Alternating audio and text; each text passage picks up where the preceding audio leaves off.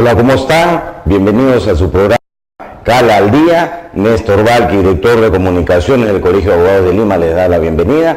Y el día de hoy nos acompaña un prestigioso abogado, el doctor Pincas Flint. Es abogado de la Universidad Católica, ha estudiado en la Escuela de Leyes de la Universidad de Harvard, entre muchas otras instituciones, y el día de hoy lidera pues lo que es el cambio para un abogado moderno. ¿Cómo le va, doctor Flint? Bien, muchas gracias. ¿Cuáles serían las alternativas, los principios que ustedes están proponiendo para este nuevo rol que debe cumplir el abogado en la sociedad?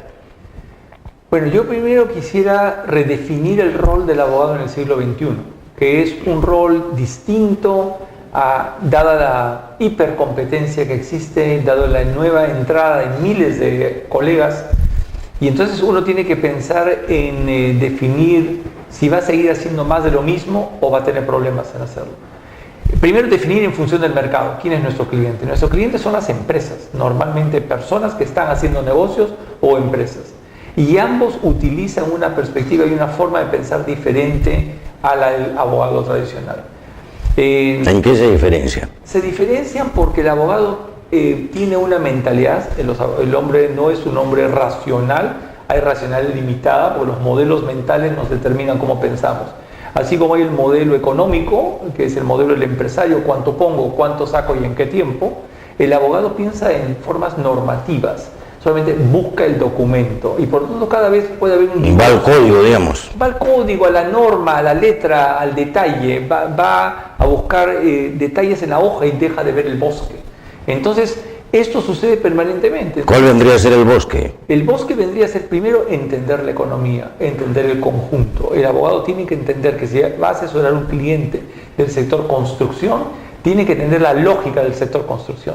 Si va a asesorar a una persona en el tema de logística, tiene que entender cómo piensa la gente que está en logística y la gente que está en el tema de los buques o en el tema de seguros. Entonces, primero entender al cliente. Eso es un tema genérico. O sea, estar al día en mucha cantidad de temas. Es tantos temas que yo digo que a veces nuestros colegas son analfabetos funcionales. O especializarse en alguna temática. Bueno, tiene que haber una especialización, pero no de tal grado que nos permita, que nos impida ver el bosque. ¿Qué significa? Yo puedo ser tributarista, pero no por ello debo dejar de pensar en los conceptos de la empresa y su factibilidad. Por otro lado, puede ser que yo no sea tributarista, pero tengo que entender el impacto que significa la SUNAT en la toma de decisiones, donde puede ser rentable o no rentable un negocio por la decisión que yo tomo. Entonces, el primer concepto es que tenemos que entender la economía, tenemos que entender el sector. Y luego la forma de pensar de nuestros clientes. A veces dicen los empresarios, no llames al abogado, porque si lo llamas, el negocio no se va a hacer. Déjalo que cuando ya estemos de acuerdo, venga a hacer la minuta y el documento final.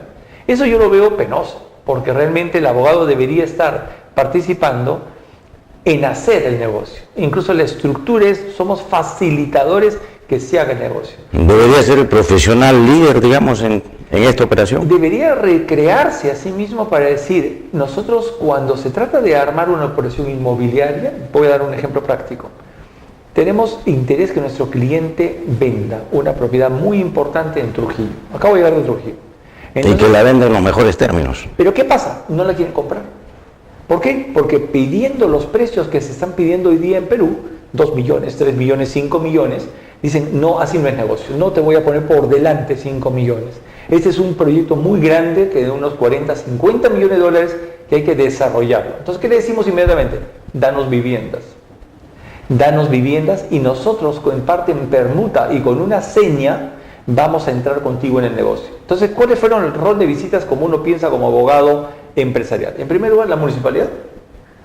No el CRI, no registros públicos, la municipalidad. ¿Por qué? Porque las cosas valen en función de su potencial. Entonces, parámetros urbanísticos, lo que se puede hacer en ese sector, el ancho de vía, cuánto puedo tener de metros vendibles, eso es el valor. Cuando dice vamos a tasar la propiedad es una pregunta, una aproximación tonta. Porque lo que voy a hacer es derrumbar lo que existe o usar el terreno por sus metros vendibles. Y hay que saber cuántos pisos les dan, exactamente. Los parámetros que ustedes... Uno dice, el parámetro urbanístico, si me permite 3 pisos, no son 8. Y entonces el valor de venta en 8 me permite además la capacidad de mercado decimos, ¿cuánto puede pagar la gente que queremos esta construcción de mi vivienda? 60 metros, 80 metros, 110 metros. ¿Y quiénes serían el público objetivo? Después de hablar con la municipalidad, ¿a dónde vamos? A la caja municipal y a los bancos, para estudiar si el dinero y la garantía va a ser en un fideicomiso y que ellos nos ayuden a precalificados. Todavía no hemos visto un solo papel del CRI, la copia literal, el registro, pero la forma es, el negocio va a existir. Entonces han dicho, como hemos visto que tienes el apoyo de la municipalidad en cuanto a que te vamos a ayudar que haya las vías de movilidad y lleguen las combis, llegue el tráfico ahí. Vamos a ayudarte con Sedalip y vamos a ponerte el agua y el desagüe. Y los parámetros van a generar, entonces ya nos interesa. Y si uno no hace esa aproximación, el negocio se queda en nada. Entonces el abogado que participa, estructura varios contratos y negociaciones, lleva un negocio a cabo. Puede ser lo mismo en el tema minero, puede ser el tema, nosotros en minas, tomamos una mina pequeña y conseguimos fondos de inversionistas para llevarla a la bolsa en Toronto o llevarla en Vancouver. Entonces la idea es paso a paso ayudar al cliente, y el abogado va de la mano con el cliente al banco, va a la municipalidad, y entonces participen mucho más que solamente esa última parte, decir, a ver, chequemos, que es muy importante, pero es la última parte. ¿Cómo logramos, doctor, que esto se convierta en una práctica masiva? ¿Cómo ayudamos a que el abogado se convierta en un abogado moderno, gerente? Bueno, lo primero que hemos pensado es acercarnos al Colegio de Abogados y proponer, por el uso de la tecnología que existe ahora, tomamos conocimiento que el Colegio de Abogados... Como CalTV. Sí, claro, como CalTV, y además por el uso de las plataformas que el colegio va a utilizar con Telefónica, es decir, un sistema que nos permite economía de escala y bajar el precio. Porque claro, no es que no hay abogados que se están especializando en el mundo. En Perú, que van a Centrum, van a ESAN, salen al extranjero, sacan MBAs. Pero el costo es alto. El Colegio de Abogados, con una propuesta que estamos haciendo el Instituto de Alta Gerencia, va a permitir tener economías de escala, bajar el precio y tener una educación de calidad. Muy bien, con el doctor Pincas Flynn regresamos, amigos, para ahondar en estos temas del Instituto Peruano de Alta Gerencia. Gracias.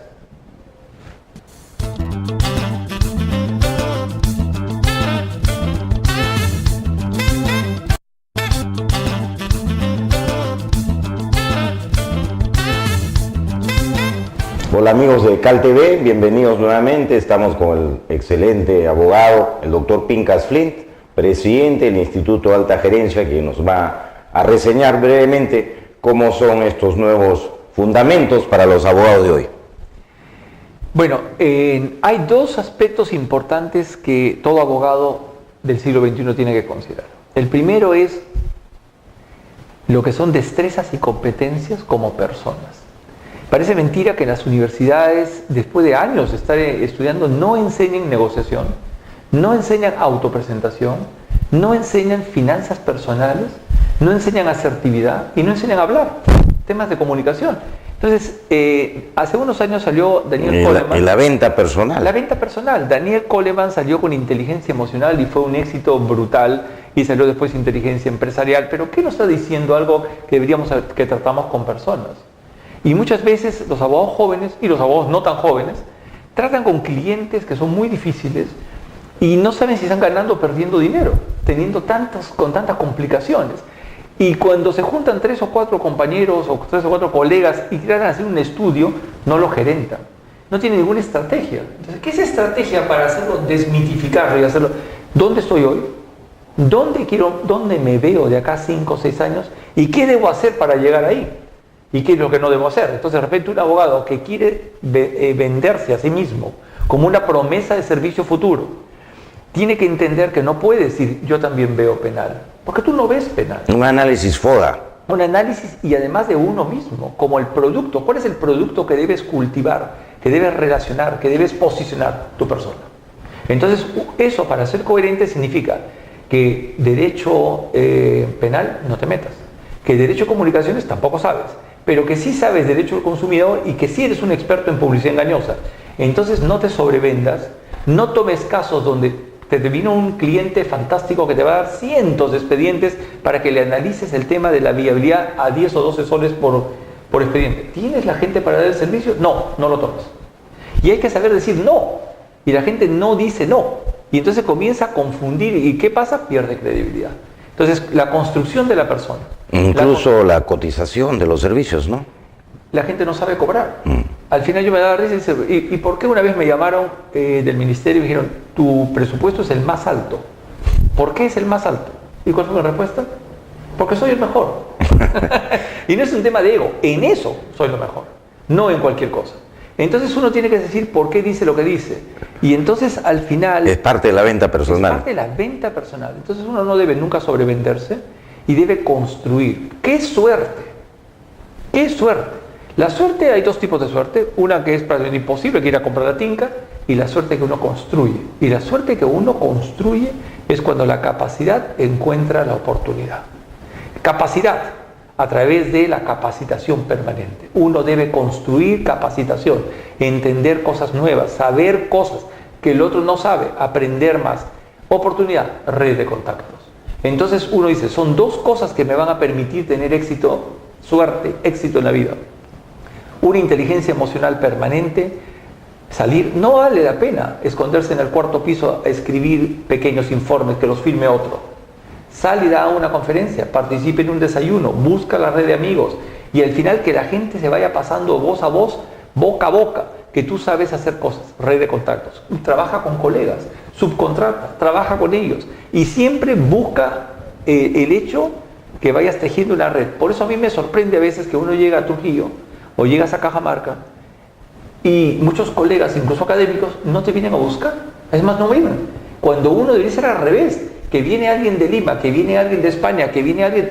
Teje las relaciones para que se te abran más mundos de relaciones. Esa es la parte de conectividad de relaciones. Y la otra es... Que ahora además se puede hacer de manera virtual. Videoconferencias. Uno digo, yo puedo sesionar hoy día con alguien en Madrid. Nosotros tenemos ahora operaciones en Madrid, tenemos operaciones en Italia, tenemos en La Coruña, y nos sentamos con la videoconferencia y despachamos con los clientes y conversamos y tomamos decisiones. Lo mismo sucede si mañana tenemos una operación y amigos en Cusco o en Cajamarca o en Trujillo en línea. Por Skype. Por Skype y al final con costo cero. O Sí, sea, pues. antes costaba lo que era el satélite, que era una locura. Entonces creo que el abogado tiene que... Más barato que una llamada telefónica. Definitivamente.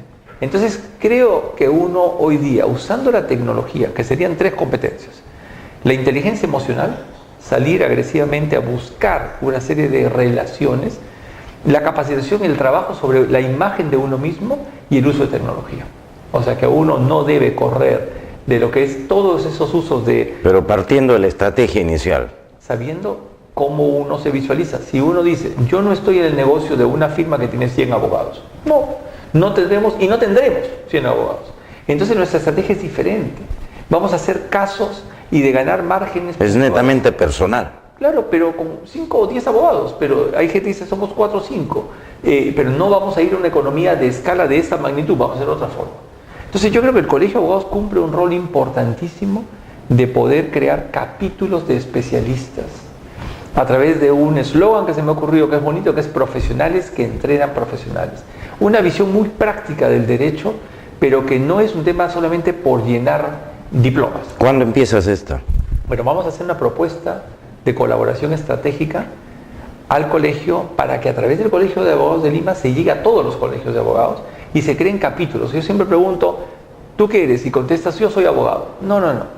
El ingeniero te contesta, soy ingeniero sanitario, ingeniero estructural, ingeniero civil, ingeniero minero.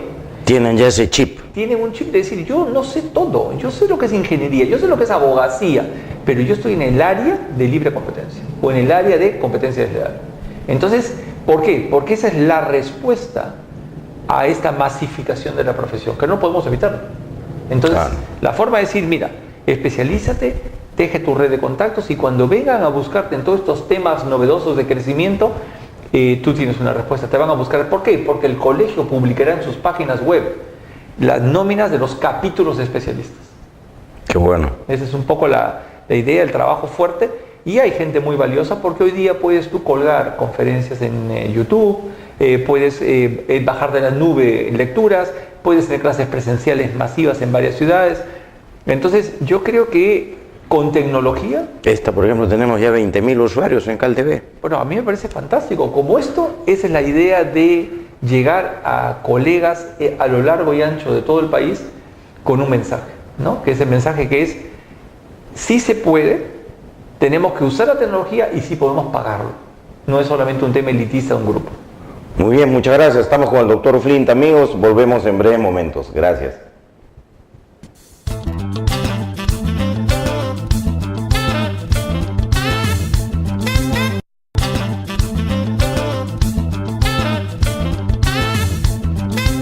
Gracias, amigos, por su compañía. Estamos con el doctor Pincas Flint en una edición más de Cala al Día. Doctor Flint es un gran negociador, es importantísima su experiencia. Él viene pues de la Escuela de Negociación de la Escuela de Leyes de Harvard. Y queríamos preguntarte, Pincas, ¿qué te parece el tema de Conga? ¿Qué cosa está faltando en esa negociación?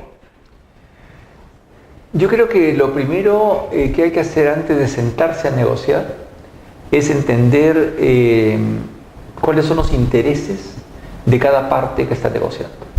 Entonces, cuando uno se sienta y asume que el otro quiere negociar en buena fe, entonces ya tenemos un primer problema, porque ahí la última escuela de Wharton ha sacado un libro que se llama Negociando con el Diablo, ¿no? Y significa que a veces encontramos al frente gente como los talibanes, o gente que tiene otra agenda. Y entonces uno dice, bueno, ¿cuál sería la mejor forma de negociar sin poner etiquetas? Pero hay que negociar igual. Hay que negociar, pero yo me acuerdo hace unos años me tocó negociar el problema de agua entre Moquegua y Arequipa. Problema igual de sensible, el agua. Claro. Y el ministerio me nombra negociador por el Estado para negociar con Cristala Constantinidis. Cristala Constantinidis fue definida por el ministro como una delincuente, una persona que podrías llegar allá y te podría secuestrar. Una política de izquierda, ¿no? Una política de patria roja. Entonces le dije, yo no negocio contra Cristala ni contra los moqueguanos, sino con ellos. Y entonces apenas llegué, me había pasado la semana anterior la huida del ministro en helicóptero y la destrucción del hotel de turistas porque la turba había entrado a tratar de tomar y tomarlo de rehén. Y entonces en esa desesperación habían firmado un acta de 100 millones. Pero que no es válida, pues. Pero que evidentemente no es válida un acto sino bajo que presión. era absurdo, 100 millones de Pasto Grande. Entonces yo inicié las conversaciones señalando lo siguiente. En primer lugar, que yo valoro mucho la credibilidad. Yo no voy a firmar nada que no sea cierto. Segundo, que si hubieran presiones en el sentido de vamos a mecerlo, vamos a hacer tiempo, yo renuncio. Y tercero, que busquemos una solución buena para todos. Al final, para hacerla corta, comenzamos comiendo cuy chactado y yendo y viniendo a Moquegua en un evento donde ingenieros hidrólogos, o sea, especialistas en mediciones de agua, analizaron y era una en Lima, una en Moquegua, una en Lima, una en Moquegua, y terminamos después de 2 meses y medio en 15 millones de soles en compensación y terminamos. Lo cual significa que sí se puede negociar, pero que hay que manejar los intereses. ¿En qué sentido? ¿Quién dio el anuncio del arreglo? ¿Lo di yo o lo dio Cristala, que se bañó de pueblo y con los aplausos y con todo el mundo? Porque tiene una mentalidad del político. Santos es un político y se está manejando temas... Su objetivo es político. Su objetivo es político. Entonces uno dice, bueno, ¿cómo maneja a la población? Yo podría decir, señores Conga, miles de contratistas se van a quedar sin trabajo y vamos a una marcha y contramarchas. Y al mismo tiempo vamos a demostrar con un proceso largo de cómo manejar el tema. Yo hace mucho tiempo comencé con Roque Benavides.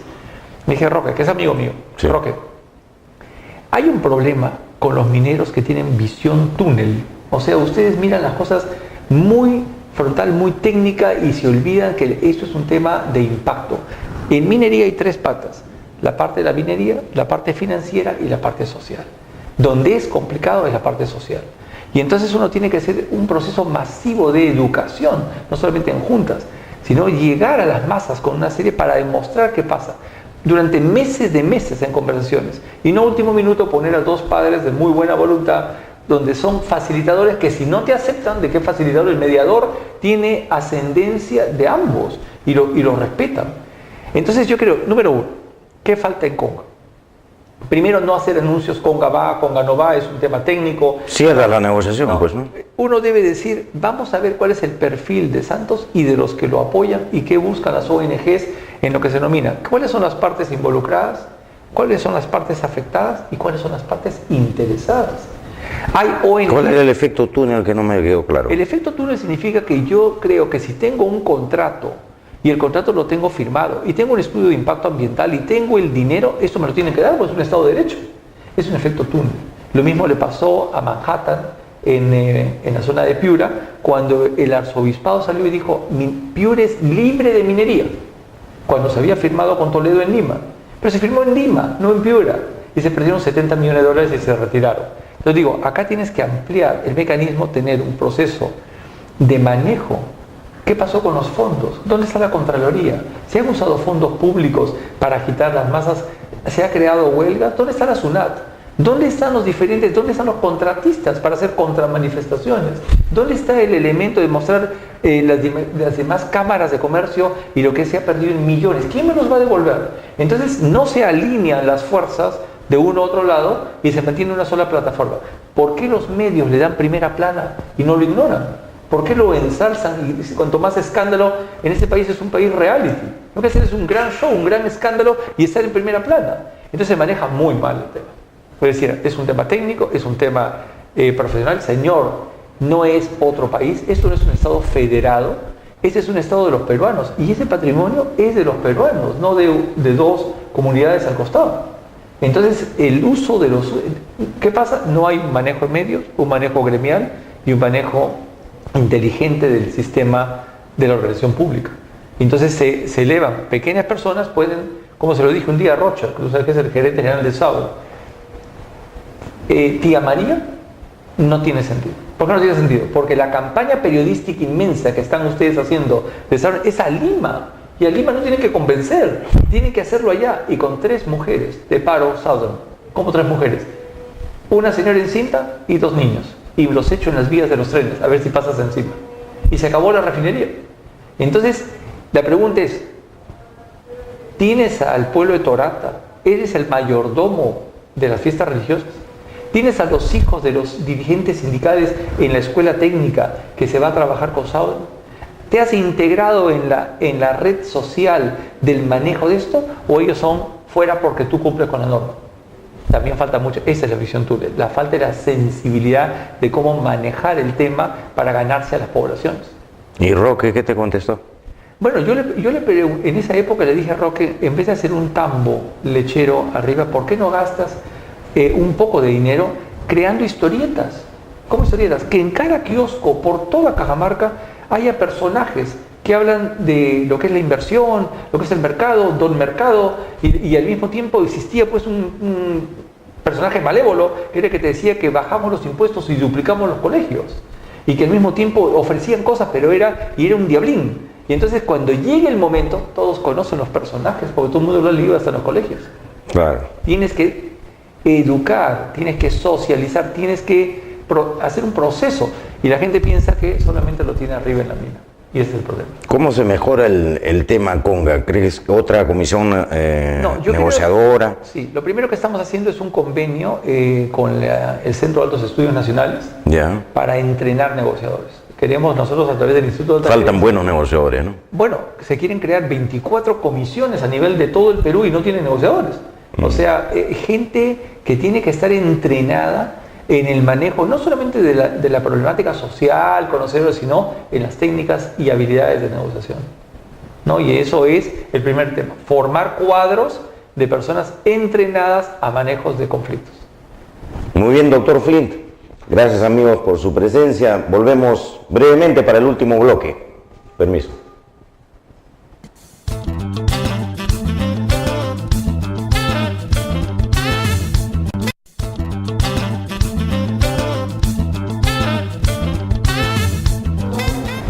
Gracias, amigos de Cal TV. Estamos con el doctor Pincas Flint en este último bloque de esta muy interesante entrevista. El doctor Flint es un negociador de la Escuela de Leyes de la Universidad de Harvard, es de la Universidad Católica, también enseña una maestría en Derecho de la Empresa en la Universidad Católica, que es quien la lidera, y además pues es un negociador expertísimo, pero también, como él dice, hay que especializarse, cada abogado debe tener una especialización y entre ellas una muy importante. El doctor Flint es aquella que se llama el reflotamiento de las empresas, la reestructuración patrimonial. Tenemos un libro, una obra muy vasta, grande, todo un tratado de derecho de la empresa, de reestructuración patrimonial, doctor. Y el día de ayer precisamente ha ocurrido este partido pues, de Argentina con Perú, que nos trae también al tema del fútbol brevemente, porque hay los dos principales clubes peruanos, Alianza Lima y la U, porque nos ven de todo el mundo, doctor, acá con estas señales de Cal TV, están en reestructuración. Prácticamente somos campeones mundiales en insolvencia. ¿Cuál sería la alternativa para estos clubes? Tú que eres un especialista en reestructuración. Yo creo que la reestructuración, primero hay que definir qué cosa es el Indecopi, ¿no? El Indecopi no reestructura. Ese es el primer problema conceptual, porque cuando uno le preguntaban hace unos años ¿para qué sirven las normas concursales? Y te contestaban, bueno, es una segunda oportunidad, ¿no? Y eso es falso, eso es falso. El sistema concursal no está orientado a dar una segunda oportunidad. Después ya fueron un poco más honestos, dijeron la verdad, el sistema no salva empresas y no salva empresarios. Son pocas las empresas que se llegan a reflotar, ¿no? Prácticamente ninguna. Entonces, Canal 4 es un buen ejemplo. Claro, ¿no? pero ¿por qué? Porque solamente hay dos supuestos y uno siempre dice, la diferencia entre una empresa rica y una empresa pobre es que cuando la empresa rica se equivoca, lo tapa con dinero. Y cuando la empresa pobre o pequeña se equivoca, lo tapa con tierra, ¿no? Entonces, definitivamente, el concepto es cuando las empresas son muy grandes o muy complejas, pensemos en el Citibank, pensemos nadie quiebra. ¿No? ¿Cómo puede quebrar el sector pesquero peruano cuando viene la corriente del Niño, en la época de crisis? Se ha reflotado varias veces. Claro, ¿no? pero es que no había una anchoveta. Entonces decía, ¿cuánto deben? 4.000 millones de dólares. Entonces la pregunta es, o los reflotamos y los esperamos, refinanciamos o quiebra el sistema financiero peruano. Mientras que en ese mismo lapso... Australia es un buen ejemplo también de... Vamos a buscarlo, no run. O sea, cuando las cosas son muy grandes o complejas, entonces es una garantía. Por eso le decía a los clientes, en vez de tratar de pagar, mejor endeudate más, ¿no? O sea, porque al final del día el problema ya no es tuyo, es del banco, ¿no? Bueno, entonces, ¿qué pasa? Ya los concursalistas o los crisólogos, como lo llaman, ya son más honestos para decir la verdad que protege el crédito. Lo que queremos nosotros, si uno hace un estudio cualitativo y le pregunta a los bancos, después de años de este cliente que te ha pagado tanto tiempo, ¿qué cosa quieres? Cobrar. Yo no quiero esperar. Si yo puedo cobrar hoy o ayer, cobro. Por eso, la primera aproximación que uno le decía a los clientes que estaban, y uno tenía a los clientes en crisis, decía, ¿has leído La Metamorfosis? ¿Por qué? Mira, hay un personaje, Gregorio Samsa, que un día se levanta y es una cucaracha. Bueno, quiero que sepas que tú eres una cucaracha, ¿no? A partir de ahora, los bancos te pueden tratar muy duro. Y entonces lo que quiero es que no vayas a los bancos. Vamos a ir nosotros a negociar con los bancos y tú dedícate a vender, porque lo más importante es que no falte caja. Entonces, vamos al tema de los clubes. Como saben que la actitud normal de este foro de discusión concursal peruano es poner a los cristianos frente a los leones a que dialoguen, ¿no? Es evidente que lo primero que hubieran hecho es liquidarlos.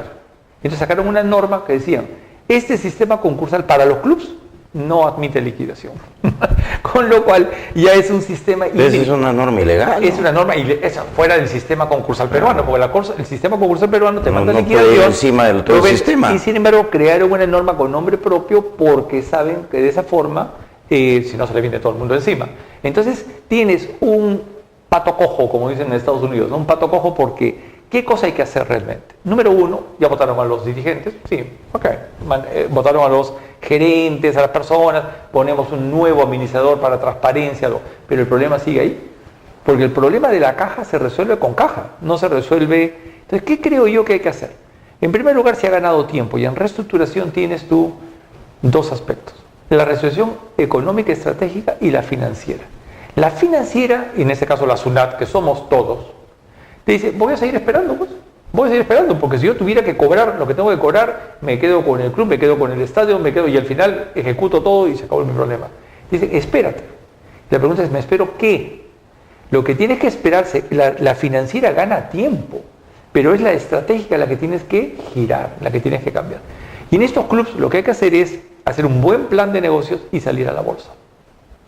Salir a la bolsa, invitar a miles de personas, a los hinchas, que compren y sean 2 o 3 millones de accionistas, que de alguna forma vuelva el dinero, se fracciona a largo plazo y se negocian los derechos de transmisión, buenos jugadores, comenzamos poco a poco ¿Y a los regular. actuales interventores pueden modificarla? Sí, ¿Pueden convertirla en sociedad anónima? Bueno, en la propuesta, ellos tienen que sentir, es decir, nuestro plan de reflotamiento va en el ingreso de capitales y fraccionamiento, porque evidentemente el ASUNAT, por ejemplo, no puede condonar, sino con la ley, no hay condonaciones de la Junta de Acreedores. Entonces, como la cuenta sigue creciendo, ya lo que se puede hacer es un acuerdo para ganar tiempo. Y en el tiempo que ingresen. ¿Qué capitales? Bueno, justamente capitales nuevos, de gente que diga yo estoy comprometido porque tengo el grupo y vender cosas.